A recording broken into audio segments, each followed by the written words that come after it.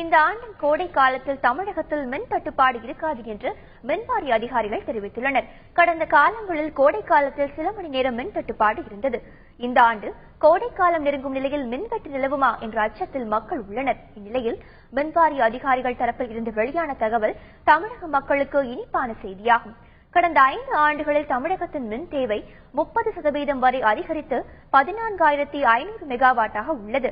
இந்த நிலையில் கோடை காலத்தில் தமிழகத்தில் மின் தட்டுப்பாடு இருக்காது என்று மின்வாரிய அதிகாரிகள் தெரிவித்துள்ளனர்.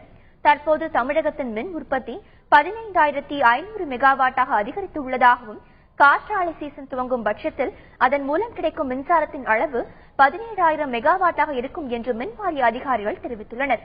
தமிழகத்தில் சூரிய மின்சக்தி, காற்றாலை உள்ளிட்ட மரபுசாரா எரிசக்தி துறையின் மூலம் கிடைக்கும் மின்சாரம் அதிகரித்துள்ளதே மின் உற்பத்தி அதிகரிப்பிற்கு காரணம் என்றும் அதிகாரிகள் தெரிவித்துள்ளனர்.